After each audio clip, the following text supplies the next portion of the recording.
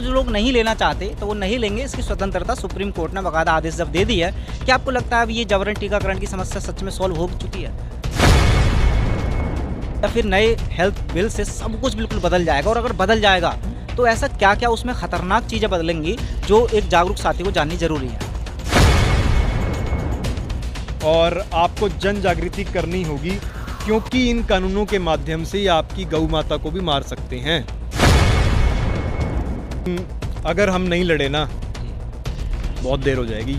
ये करेंगे हमारे बच्चों के साथ ये लोग, किसी को नहीं बख्शेंगे, ना हमारी गौ माता को, ना हमारे बेचारे बच्चों को, किसी को नहीं छोड़ेंगे ये लोग। कब खड़े होगे आप लोग? अभी भी नहीं खड़े होगे तो फिर कुछ फ़ायदा नहीं है। खड़ा होना ही पड़ेगा और कोई ऑप्शन नहीं है आपके पास, नहीं तो आने वाली पीढ़ियां आपको ऐसा कोसेंगी कि आप लोगों ने समय रहते कुछ क्यों नहीं किया।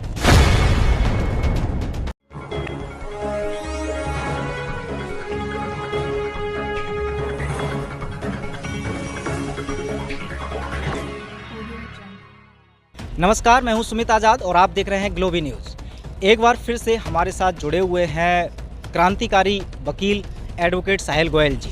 भली बात ही आप जानते हैं, परिचय की मुझे आवश्यकता नहीं है, लेकिन मुद्दा बहुत ज़्यादा इम्पोर्टेंट है। उस मुद्दे पर मैं बात करने वाला हूं। भविष्य को लेकर के एक लड़ाई लड़ रहे हैं एडवोकेट साहिल गोयल जी और उनके साथ ही बहुत सारे क्रांतिकारी। सबसे पहले मैं चाहूँगा उस मुद्दे के बारे में ही कि आखिरकार जो बार बार आप बैठकें कर रहे हैं, बहुत सारे आंदोलन कर रहे हैं, जगह जगह सभाएँ कर रहे हैं, इन सब का एक निचोड़ क्या मुद्दा है? कौन सी आप खतरे की बात कर रहे हैं? समाज के लिए आखिरकार कुछ खतरे से बचाना चाहते हैं आप? देखिए, पिछले 2 साल से एक कथाकथित बीमारी के नाम पे कुछ एक ड्रामा चल रहा है और सरकारें जो हैं इस समय पे लगातार आपके जो अधिकार हैं उनको छीनने की कोशिश कर रही हैं। लेकिन क्या सिर्फ सरकारें जिम्मेवार हैं इसके लिए? मैं ये समझता हूँ सिर्फ सरकारें जिम्मेवार नहीं हैं, आम जनता जो है वो खुद भी जिम्मेवार है इसके लिए। कारण ये है कि आम जनता आंख मूंद के इन टीवी चैनल्स पे विश्वास कर लेती है, जो एडवर्टीज़मेंट आती है उसको मान लेती है, या कुछ कंपनियों का एजेंडा जब चलाया जाता है वो आम जनता के दिमाग पे छप जाता है और आम जनता उसको मानना शुरू कर देती है। उसी तरीके से सरकारें जो हैं इस समय पे कुछ एजेंडाज़ को चला रही हैं और वो सरकारें जो हैं, मैं ये नहीं कहना चाहूँगा कोई एक पार्टी की बात है इसके अंदर, सभी पार्टीज़ के ऊपर इस समय पे ऐसा दबाव है, या आप समझ सकते हैं कि उनकी स्वतंत्र इच्छा से वो नहीं काम कर सकते हैं। अगर आप गहराई से समझेंगे तो इन लोगों के ऊपर भी कुछ ताकतें हैं, जो ताकतें इनको दिशा निर्देश देती हैं। उन ताकतों के द्वारा इस प्रकार के जो ये बीमारी के नाम पे कुछ चल रहा है, मैं शब्दों का प्रयोग नहीं करूंगा, वो जो ट्रेंडिंग बीमारी है जिसकी वो बूटी लगाई जा रही है आपको लगातार बार बार, जिसकी 3 बूटियां आ चुकी हैं और चौथी की इनकी तैयारी है, उस बीमारी के नाम पे वो बूटियां लगाना उनका मेन पर्पस था। आपके सारे अधिकार छीनना उनका पर्पस है, आपको अलग थलग करना ये उनका पर्पस है। तो इसी के इसमें सुप्रीम कोर्ट ने तो चूँकि ये समस्या काफ़ी अच्छे रूप में समाधान कर दी है लोगों को, क्योंकि अगर टीका अगर मैं कुछ खतरनाक है, कुछ खतरा भी है उससे, तो जो लोग नहीं लेना चाहते तो वो नहीं लेंगे, इसकी स्वतंत्रता सुप्रीम कोर्ट ने बाकायदा आदेश जब दे दी है। क्या आपको लगता है अब ये जबरन टीकाकरण की समस्या सच में सॉल्व हो चुकी है? देखिए, अभी भी इस प्रकार के लगातार ऐसे आदेश आ रहे हैं जी, जिसके अंदर कहा जा रहा है कि आप उस बूटी का सर्टिफिकेट लाके दीजिए। जी, लगातार आ रहे हैं। आज भी शायद मध्य प्रदेश से और छत्तीसगढ़ से कुछ जो मेरे पास आदेश आए थे, जो कुछ ऑर्डर्स की कॉपी आई थी मेरे पास, उनके अंदर भी इसी प्रकार की बातें हैं। और साथ साथ में कुछ राज्यों में तो यहाँ तक हो रहा है कि वहाँ पे वो पूरा का पूरा डाटा पब्लिश करेंगे अखबारों के अंदर या दूसरे मीडिया के अंदर कि इन लोगों ने तो बूटी ले रखी है और इन्होंने नहीं ले रखी है जी। तो इस प्रकार का भेदभाव करना और ये दिखाना कि इसने नहीं ले रखी है, इस तरीके से वो समाज को तोड़ने की कोशिश कर रहे हैं जी। तो सुप्रीम कोर्ट ने जो बातें कही हैं, आपको ये समझना होगा कि जब तक कोई कानून नहीं होता जी। तब कुछ और बात होती है, और जब कोई कानून आ जाता है जी उसके बाद क्या होता है, और उसके बाद जब लेजिस्लेचर से वो पास हो जाता है तो उसके बाद अदालतों की कैसे बाउंडेशन हो जाती है, आपको ये भी समझना होगा। साथ साथ में आपको ये समझना होगा कि सुप्रीम कोर्ट के ऑर्डर के अंदर उन्होंने बिल्कुल कहा है कि फोर्स नहीं होना चाहिए, जी। लेकिन उन्होंने साथ साथ ये कहा है कि सरकारें डिसाइड करें जब ये कोई बीमारी ज़्यादा फैल रही हो उस समय पे रिस्ट्रिक्शंस रीजनेबल लगाना वो सरकारों का अधिकार है जी। और सरकारें लगा सकती हैं। इस प्रकार की बातें उन्होंने कही हैं। जी। तो आपको ध्यानपूर्वक तरीके से सुप्रीम कोर्ट की जजमेंट पढ़ने की आवश्यकता है। अच्छा, तो जो सुप्रीम कोर्ट ने एक प्रकार से आदेश दे दिया वो भी अपने आप में एक कानून तो है ही ना, कि अभी तो बिना रीजन के जो आपने एग्जाम्पल दिए बहुत सारे राज्यों में अभी भी टीकाकरण का सर्टिफिकेट मांग रहे हैं, भेदभाव भी कर रहे हैं जिन्होंने टीका लिया है जिन्होंने नहीं लिया है। तो क्या ये राज्य सरकार है सुप्रीम कोर्ट के अंडर नहीं आती? अब ऐसे में अगर ये आदेश मिल भी रहे हैं, कोई जो साथी इस समस्या से जूझ रहे हैं, अब सुप्रीम कोर्ट के इस आदेश का कुछ इस्तेमाल करके क्या इससे बच सकते हैं? क्या तरीका है फिर से बचने का? देखिए, जन जागृति सबसे बड़ा हथियार है इसके अंदर।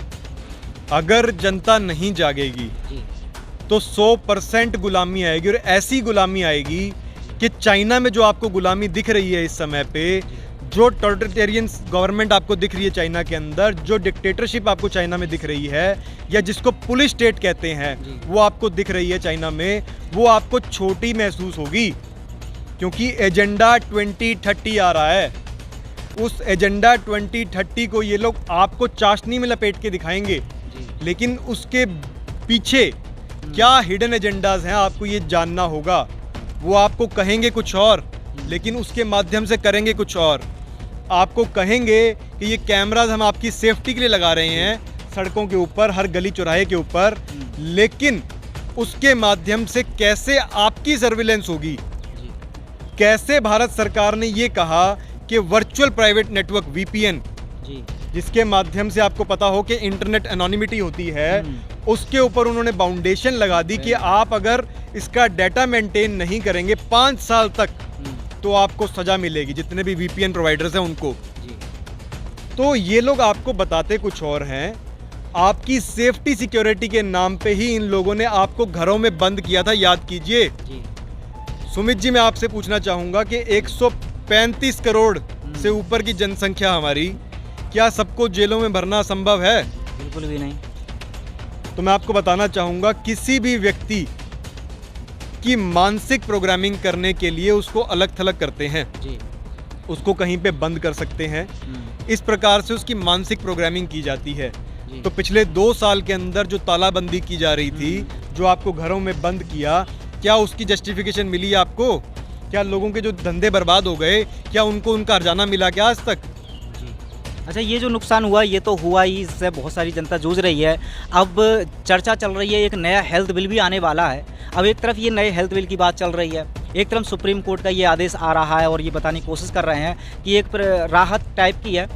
तो क्या अब ये नया पब्लिक हेल्थ पर भी ये जो सुप्रीम कोर्ट का आदेश है ये भी कुछ काम आएगा, या फिर नए हेल्थ बिल से सब कुछ बिल्कुल बदल जाएगा? और अगर बदल जाएगा तो ऐसा क्या क्या उसमें ख़तरनाक चीज़ें बदलेंगी जो एक जागरूक साथी को जाननी ज़रूरी है? देखिए, आपने देखा किसान आंदोलन 1 साल से ऊपर चला, वहाँ पे कोई बीमारी नहीं फैली, कुछ नहीं हुआ, और उसी की बदौलत शायद ये जो एक काला कानून आने वाला है, वो जो 3 काले कानूनों की लड़ाई हमने लड़ी थी, और अगर हम इस सबसे बड़े काले कानून के खिलाफ नहीं खड़े हुए तो याद रखिएगा वो हमारी लड़ाई अधूरी रह जाएगी। और वो लड़ाई अगर अधूरी रह गई ना, तो ऐसी गुलामी आएगी, आप सब लोग जो हैं बहुत ज़्यादा पछताएंगे आने वाले समय के अंदर। ये जो काला कानून है, इसका नाम है public health prevention, control and management of epidemics, bioterrorism and disaster bill 2017। ध्यान दीजिए, 2017 में ही सरकार इसका ड्राफ्ट तैयार कर चुकी थी, और इसमें सब वो बातें हैं जैसे कि अलग थलग करना, जैसे कि किसी चीज़ के ऊपर छिड़काव करना, जैसे कि किसी चीज़ को दूर करके उसको मार देना या उसको किसी एक जगह पे ट्रैप कर देना। जो आपको पता है तालाबंदी की गई, आपको अलग थलग किया गया, वो सब चीज़ें सरकार 2017 में कैसे सोच के बैठी थी। और 2017 में ही सरकार जो है आपके वो टेस्ट किट इंपोर्ट करके बैठी थी। बिल्कुल, बहुत बड़ा। तो जो किसान आंदोलन था हमारा, उसके कारण से शायद, जो मैं समझ पा रहा हूँ, शायद नहीं है, पक्का ही है कि 1 साल हम इसको पीछे धकेलने में कामयाब रहे हैं और अब ये मॉनसून सत्र के अंदर इसको पारित करने वाले हैं। अगर ये पास हो गया तो याद रखिएगा, सरकार या उसका मुलाजिम जब मन चाहेंगे, जब वो कहेंगे कि हमें लगता है कि सुमित जी हमें कुछ हो सकता, हमें लगता है कि आपके शरीर पे कोई कीटाणु है या आपसे कोई बीमारी फैल सकती है, वो आप पे कोई छिड़काव कर देंगे, आपको कोई सुई लगा देंगे, आपको कोई दवाई खाने पे मजबूर कर देंगे, आपको कहीं पे उठा के ले जाएंगे, अलग थलग कर देंगे। इतना ही नहीं, आपकी जो खेती है उस खेती को इस एवज के ऊपर कि उस खेती के अंदर कोई बीमारी फैलने की संभावना है, ध्यान दीजिए, संभावना के बेसिस के ऊपर आपकी खेती को नष्ट किया जा सकता है। संभावना के बेसिस के ऊपर आपके अनाज को ठिकाने लगाया जा सकता है। संभावना के बेसिस के ऊपर आपके अनाज को जब्त किया जा सकता है। आपके ट्रैक्टर, आपके ट्राली, आपके ट्रक्स, हर एक चीज को रोका जा सकता है। इतना ही नहीं, जब आप सरकार को चिट्ठियां लिखेंगे तो आपकी चिट्ठी तक को इस संदेह के ऊपर कि इस चिट्ठी से जो है कोई बीमारी हो सकती है, इस चीज के नाम पे आपकी चिट्ठी पत्री भी रोक देंगे, आप सरकार को कुछ लिख भी नहीं पाओगे। तो इससे बड़ी गुलामी क्या होगी कि आप अपने परिवार से किसी सदस्य को मिलने जाना चाहते हो तो आपको सरकार के पास शायद कोई वो एप्लीकेशन लगानी पड़ेगी। अच्छा वकील साहब, तो अगर चूंकि आप एक वकील भी हैं, कानून के बहुत बड़े एक्सपर्ट हैं, अभी अगर आ जाता है तो क्या इसका कोई और समाधान भी, ये समस्या तो आपने बता दी, क्या समाधान भी हमारे संविधान में या कानून में होगा जिसकी मदद से इस खतरे से बच सकते हैं, या फिर इसका एक ही समाधान है, वो है जन जागृति जिसका आप काम कर रहे हैं हर रोज़? देखिए, इसको हमें हर तरीके से लड़ना होगा। हम इसको कानून के तरीके से चैलेंज भी करेंगे, लेकिन जन जागृति बहुत ज़्यादा आवश्यक है। मैं बार बार स्ट्रेस कर रहा हूँ इसके ऊपर। अगर जनता नहीं जागी, उनको नहीं समझ में आया कि ये सब कानून किस तरीके से उनके खिलाफ इस्तेमाल किए जा सकते हैं, तो बहुत देर हो जाएगी। और आप जो है देख सकते हैं कि सुप्रीम कोर्ट भी बहुत बिजी होती है। देखिए, इतना समय नहीं होता उनके पास भी। और हमारा पहले वाला भी जो एक केस चल रहा था, जिसका भी डिसीजन आया 2 मई को, उसको आने में भी लगभग 15 महीने लग गए, जबकि उसमें मास जिनोसाइड कवर था। उसमें था कि इसके नुकसान हो सकते हैं।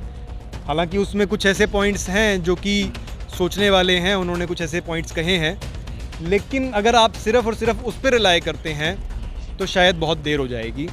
और आपको जन जागृति करनी होगी, क्योंकि इन कानूनों के माध्यम से ये आपकी गौ माता को भी मार सकते हैं, आपके पशुधन को। ये कह सकते हैं कि आपके पशुधन, जो आपकी गायें भैंस है, इनसे कोई बीमारी फैलने की संभावना है, उस चीज़ के बेसिस के ऊपर उसको कोई भी छिड़काव किया जा सकता है, उसको कोई भी सुई लगाई जा सकती है, उसको कोई भी दवाई खिलाई जा सकती है, और उसको यहाँ तक कि मारा भी जा सकता है। तो वकील साहब, आपने बहुत ही महत्वपूर्ण जानकारी दी और बिना संदेह जितने भी दर्शक देख रहे हैं उनको पूरे खतरे के बारे में पता चल गया होगा। अब मैं एक आखिरी क्वेश्चन के रूप में बस एक क्वेश्चन पूछना चाहूँगा, ताकि इस प्रश्न के जवाब से वो सभी जागरूक साथी थोड़ा मोटिवेट हो पाएँ। लोग जानते हैं, समस्या समझते हैं, आप लोगों को जगाने का कार्य कर रहे हैं, जग रहे हैं, लेकिन वो एक धरातल स्तर पर जब कार्य करने की बात आती है तब वो संख्या उतनी हमको देखने को नहीं मिलती जितनी आपकी मेहनत के बाद देखने को मिलनी चाहिए। बट हम देखते हैं एडवोकेट साहिल गोयल जी हैं, मेरे ख्याल से हर रोज़ कहीं ना कहीं आप कभी जनता सरकार मोर्चा की तरफ से डॉक्टर तरुण कोठारी सर के साथ मिलते हैं, यहाँ पर आप डॉक्टर विष्णुप्रिया चौधरी सर को भी सपोर्ट करने आए हैं, हर जगह आपका समर्थन रहता है। आप हर डेली अपना व्यक्तिगत जीवन त्याग करके ये सब संघर्ष कर रहे हैं। आपको ये विल पावर कैसे मिलती है और साथियों को कैसे मिलेगी? देखिए, पावर तो अंदर से ही आती है। जब हम समाज के लिए कुछ काम करते हैं तो अपने आप ही होता है ये सब कुछ। तो मतलब ऐसा कुछ कोई इसमें कोई छुपी हुई चीज़ नहीं है। हम तो आम जो रोटी खाते हैं वही खाते हैं हम भी। और बात ये है कि जब आप इन सब बातों को गहराई से समझ जाएंगे ना, तो आप घर में बैठ ही नहीं पाएंगे।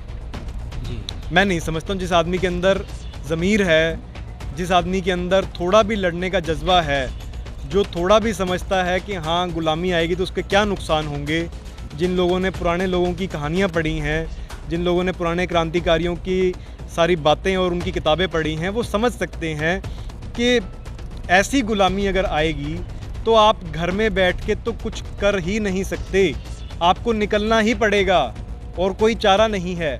नहीं तो ये पक्का मारेंगे आपको, 100% मारेंगे। आपकी ऑटोमेटिकली आपके ब्रेन की मैपिंग हो रही है आपके मोबाइल के माध्यम से भी। सारे एल्गोरिथम सेट हो चुके हैं इस चीज़ के लिए।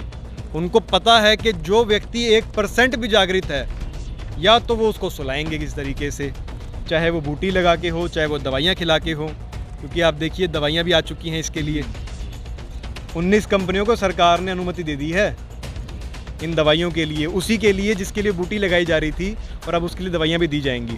जी चलिए, तो ये थे एडवोकेट साहिल गोयल जी, जिन्होंने आपको समस्या बताई है, समाधान भी बताया है। अब आपके ऊपर डिपेंड करता है कि आप सिर्फ सुन करके इसको छोड़ देते हैं या अपने बच्चों को, अपनी पीढ़ियों को, अपने परिवार को, अपने समाज को बचाने के लिए ज़मीन पर उतरते हैं। ये जो है, ये आप अब ये एजेंडा जो चल रहा है इसमें अभी देखिए कि ये लोग ये कहेंगे कि गौ माता जो है डकार मार रही है, और गौ माता डकार मार रही है उसके नाम पे ये आपको कहेंगे कि धरती गर्म हो रही है। जी जी। इस चीज़ के नाम पे पहले ये गौ माता को मास्क पहनाएंगे, जो मुंह पे कपड़ा पहनाएंगे, और आने वाले समय में ये भी कहेंगे कि गऊ से इतनी ज़्यादा गर्मी पैदा हो रही है और वो डकार मार रही है, इससे कुछ गैसेस प्रोड्यूस हो रही हैं, तो वातावरण गर्म हो जाएगा और जो इससे ग्लोबल वार्मिंग होगी जी।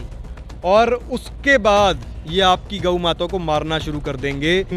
अगर हम नहीं लड़े ना, बहुत देर हो जाएगी। ये करेंगे हमारे बच्चों के साथ ये लोग, किसी को नहीं बख्शेंगे, ना हमारी गौ माता को, ना हमारे बेचारे बच्चों को, किसी को नहीं छोड़ेंगे ये लोग। कब खड़े होगे आप लोग? अभी भी नहीं खड़े होगे तो फिर कुछ फ़ायदा नहीं है। खड़ा होना ही पड़ेगा और कोई ऑप्शन नहीं है आपके पास, नहीं तो आने वाली पीढ़ियां आपको ऐसा कोसेंगी कि आप लोगों ने समय रहते कुछ क्यों नहीं किया। इतना ही मैं कहना चाहूँगा। इनकलाब जिंदाबाद, वंदे मातरम। वंदे मातरम। धन्यवाद, बहुत बहुत शुक्रिया।